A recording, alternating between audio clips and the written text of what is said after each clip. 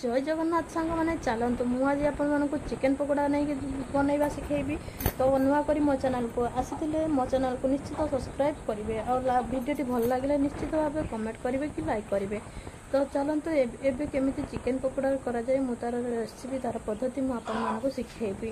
तो देखी पारे मो चिकेन पकोड़ार केमिति कलर आते सुंदर भाव आस क्या चिकेन पकोड़ा खाइबा को भल न लगे। तो चलते एबे आम या मोटी 500 ग्राम चिकेन छोट छोट पीस कर तो ताको आमे भल भाव धोई देचे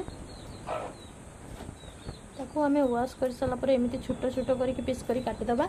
एबे आमे ताको गोटे पात्र रखिबा ताको आपण माने एमती भल भाव धोई की फ्रेश कर सारा पर ताको छोट छोट पीस काटिकी ताको आमे गोटे पात्र रखिया एवं सेथरे किछि अदा रसुण रो पेस्ट मु ऐड करछि 2 ରୁ 3 चामच लंका गुंडी ऐड करछि मु लाली लंका गुंडी ऐड करछि। तो लंका गुंडी देले तार कलर टी भल होता है। स्वाद अनुसार लूण देबा किछि जीरा पाउडर देबा किछि हळदी गुंड किछि गरम मसला और किछि चाउमिन पाउडर किछि तेल देकी आमे ताको भल भाव गुळेबा।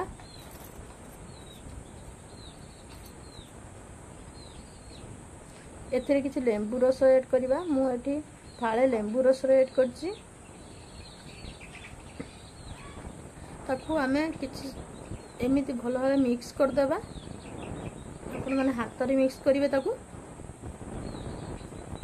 देखि पाते मु केमिति गुळौजी एमिति भल भाव हाथ रे मिक्स कर देबा। एथिरे किछि कट्टा कंचा लंका देबा मु एठी 2 ରୁ 3 पीस कट्टा कंचा लंका नेछि किछि धनिया पत्र ऐड करछि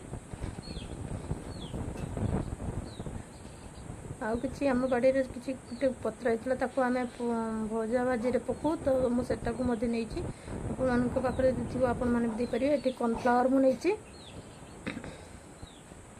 2 कप कॉर्नफ्लावर 2 चामच कॉर्नफ्लावर देछि 2 चामच मु चावल रो गुंड देछि।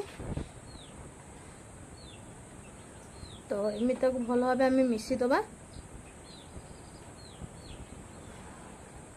भल भाव मिसई दबा। एथिरे अल्प मात्रा आम पानी देबा पानी देला माने कोन हेबो ना से आउ हाथ रे लागिबोनी तो भल भाव गुळे हे जीवो। देख हमर चिकेन टी भल भाव गुळे हे गलानी ताकू आमे 3 ରୁ 4 घंटा घुड़े दबा घुड़े की रखी दबा जा फल रे मसला मध्ये ता देह को भल भाव जीवो। तो आमे ताकू घोड़े की भल भाव रखी दबा। एठी गुटे पात्र रे आमे तेल गरम करिया गुटे कढ़ाई रे एवं रखिथिबा घोड़े की चिकन को आमे सेतिरे छाड़ीबा धीरे धीरे करी छाड़ीबा। तो देखंतु मु केमिति छाडुची एमिति गुटे गुटे करके आपण माने छाड़ीबे। काहाको चिकेन पकोड़ा खाइबा पई भल न लागे समस्तंकर बहुत प्रिय चिकेन पकोड़ा।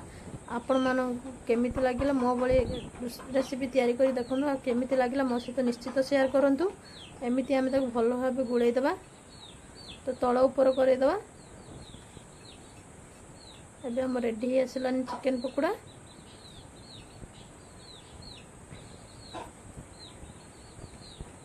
देखि पारतो तार कलर मध्ये बहुत सुंदर भाबे ही आसलानी। एबे आमे ताको छाकणी रे छाकी दबा। एबे प्रस्तुत हेला हमर चिकेन पकोड़ा कलर मध्ये देखि पारतो केते भलो कलर आछि। एतरे किछि काजू भाजी की भी मध्ये पकिबा खाइबार टेस्ट द्विगुणित हेबो।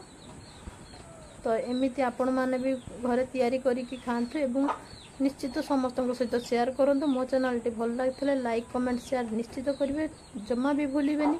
तो चलतु मु आपन को भांगी को मध्ये देखौची केते सुंदर भाबे मझ भितरे मध्ये सिझि जाईची। नुआ करी मो चैनल को आस्ते सब्सक्राइब निश्चित करिवे। रखुची बाय जय जगन्नाथ।